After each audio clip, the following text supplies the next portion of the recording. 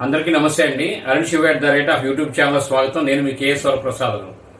నేను మీకు ఈరోజు ఈ వీడియోలో చల్ల పునుగులు అంటారు.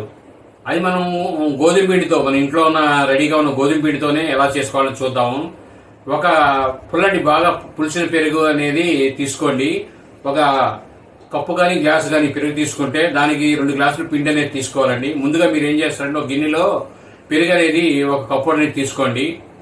ఆ కప్పు తీసుకొని ఆ పెరుగులో కొద్దిగా నూనె, అంటే ఒక 3 చెంచాల నూనె, తినే సోడా వేయండి, సరిపడా ఉప్పు వేయండి. మీరు ఆ పునుగుల్లో చిన్న పునుగులుగా తినాలనుకుంటే ఇలా డైరెక్ట్గా యూజ్ చేసుకోవచ్చు. లేదనుకోండి పెద్ద పునుగులు అనుకోండి, చాలా అల్లం ముక్కలు, జీలకర్ర, పచ్చిమిరకాయలు ఇవన్నీ వేసుకోండి. వేసుకున్న తర్వాత ఒక మీరు తీసుకునే క్వాంటిటీని బట్టి ఒక పావు స్పూన్ కానీ హాఫ్ స్పూన్ కానీ తినే సోడా వేయండి. బాగా కలపండి, మైసూర్ బజ్జీ మనం కలిపినట్టుగా.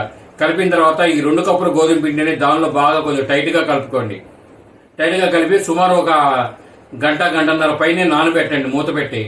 తర్వాత మీకు నచ్చిన విధంగా పునుగులు వేసుకోండి. మీకు ఇంకా జిగురు కావాలి అనుకుంటే దీనిలో కొద్దిగా మైదా అనేది అప్లై చేసుకోవచ్చు, కొద్దిగా మైదా కూడా వేసుకోవచ్చు. గోధుమ పిండితో రంగు సరిపోతుంది.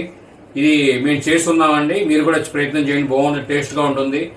మీరు దానిలో నచ్చిన చట్నీ వేసుకొని తినచ్చు, లేదనుకోండి ఉట్టిగా కూడా తినచ్చు. పచ్చిమిరకాయలు అన్నీ ఉంటాయి కాబట్టి, జీలకర్ర, దీనిలో కొంతమంది పుదీనా కూడా కట్ చేసి వేసుకుంటారు.